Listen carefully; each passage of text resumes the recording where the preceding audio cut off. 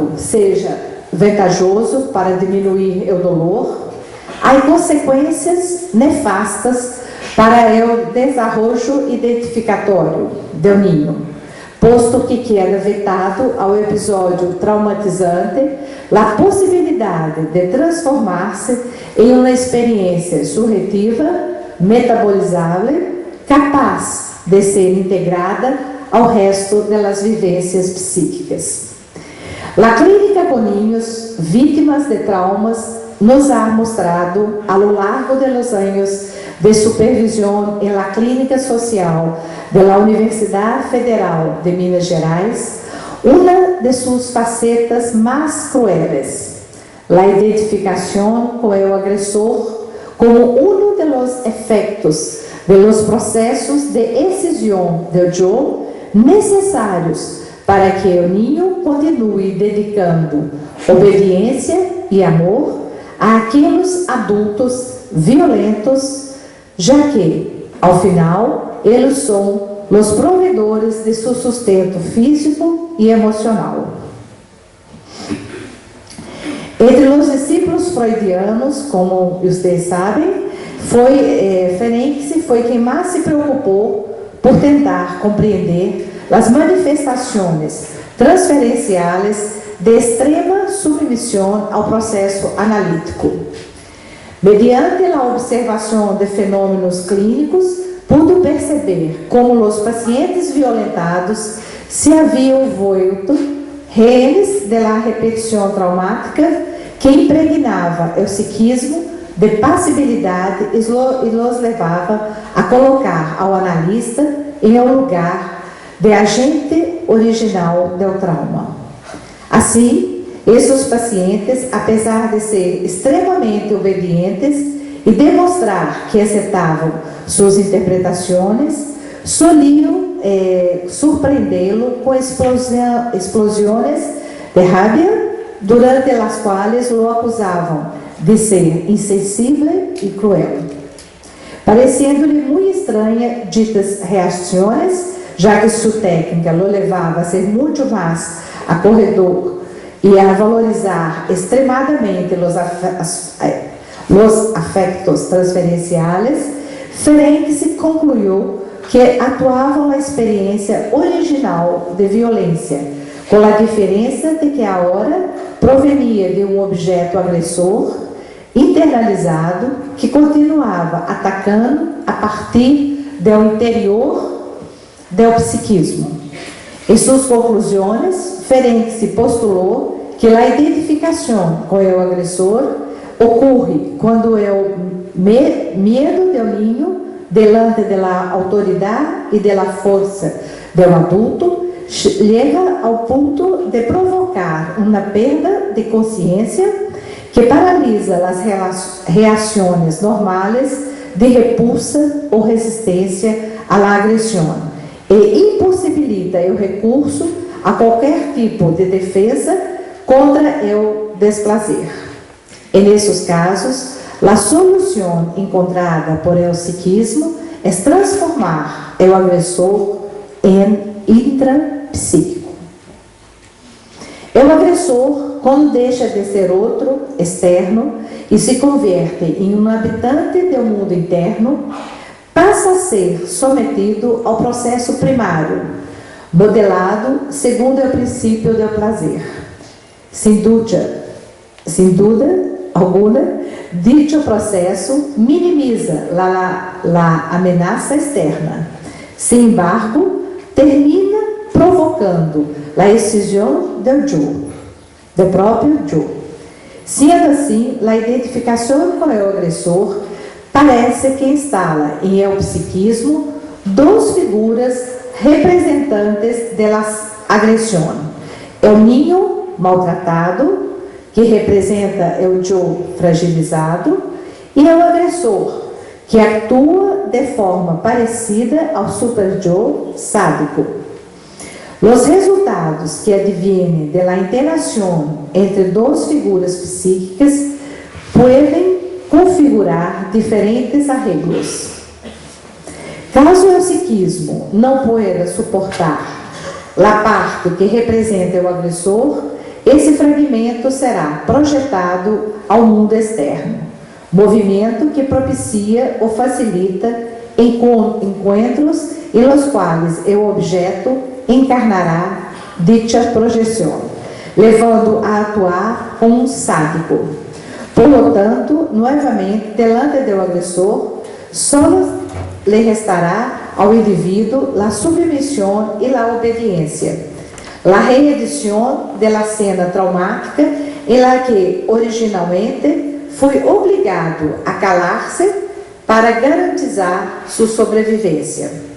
E nesse arreglo da identificação com o agressor, entendemos que o eu, aun quando submetido e maltratado, é preservado em alguma medida, o que facilita a intervenção clínica.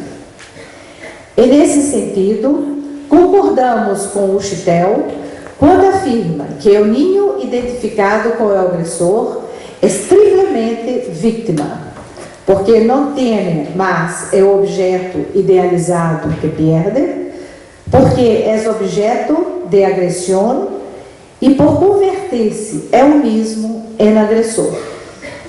Por lo tanto, se a reprodução da violência por parte de los niños não é contenida a tempo, pode terminar desaguando em condutas transgressoras e delinquentes em la adolescência. Análise infantil. Uma medida profilática? A análise infantil pode ser uma medida profilática poderosa, com grandes chances de ajudar a liberar os níveis exacerbados de sadismo que encontramos em el psiquismo de los niños expuestos a violências cotidianas ou a situações traumáticas. Dicho alerta proviene de Melanie Klein, com quem aprendimos que o mundo interno do ninho é naturalmente habitado por destrutividade, culpa e angústia, alimentadas por o ataque interno da pulsão de morte. Exatamente por isso, a análise de ninhos deve sempre criar condições para que ocorra a liberação de los elevados níveis de sadismo que se concentram em seu psiquismo desde tierna idade, a fim de diminuir o risco de uma possível organização psíquica perversa. Eu trago acá para você um historial clínico de uma niña que foi atendida por uma das psicólogas de minha equipe, Rafaela Garcia, que trata desta criança até hoje, com muito amor e cuidado. A história clínica eu vou chamar a niña de Alice, pedaços de Alice. A fim de ilustrar o mecanismo de excisão do eu a los que quedam atados los niños que foram vítimas de juegos de sedução e reféns de los pactos de secreto que formam parte de dichos juegos, visitaremos concisamente o material psíquico de um destes niños, mediante seus dibujos e algumas associações. O caso foi acompanhada por Rafaela. A niña foi violentada por el padre quando tinha entre 3 e 4 anos de idade, e o abuso, quando foi comprovado por exame de corpo de delito, dividiu a la família entre creyentes e incrédulos. Os padres de la niña, de um lado, e os abuelos, de outro. Durante a batalha judicial, la niña estuvo em el meio de los embates, igual que um troféu de guerra, em suas palavras. hasta que los abuelos vencieron la causa, fueron declarados sus guardianes e Alice terminou alejando-se de la madre, aun quando esta já estava separada do agressor. Ao redor de los 8 anos de idade, la niña iniciou um processo psicoterápico em o projeto CAVAS, o FMG. Somente depois de 2 anos de tratamento, ela produziu uma série de dibujos que apresentavam conteúdos que tinham conexão direta com o trauma psíquico e sobre os quais nos deteremos em este breve análise. Me gostaria de falar que não um psicoanalista não é um investigador e não temos que saber se é verdade ou não. E a Laninha apenas fez dibujos significativos quando já havia uma intimidade psíquica com o analista, quando havia continência, reverie, estava instalada todas as condições transferenciais que lhe permitiam ao analista o sustento, o manuseio, o handling da situação analítica. Dibujo 1.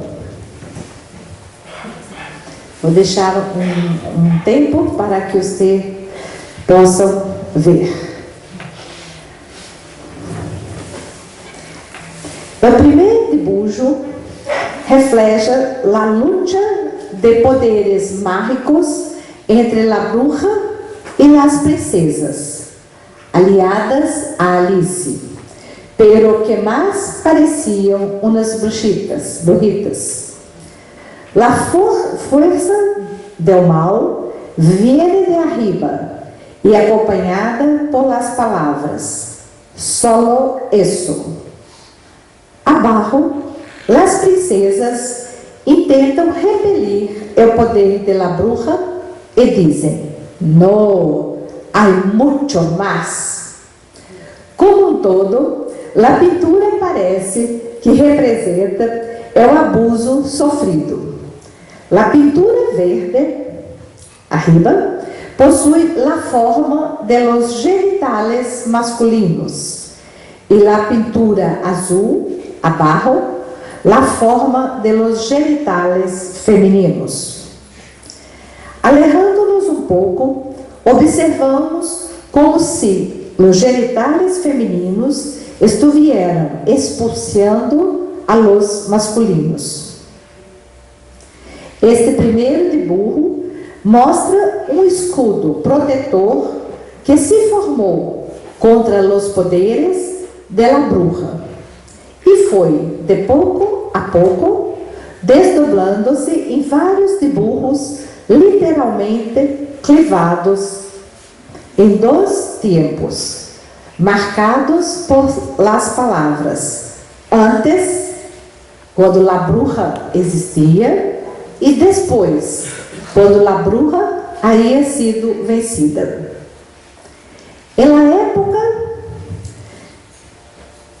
Na época em que a bruxa existia, antes, todo era árido, estragado, sem color e triste. Arruinado. Alice, isso é o dibujo do coração e da flor. Como pode ver, antes e depois. É interessante observarmos que depois o coração é muito sensual. Entende? Sim.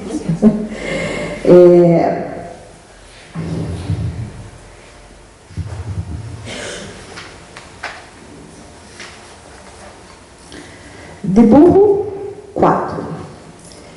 E o dibujo 4, Alice comandava as manos da terapeuta para que ella dibujara. No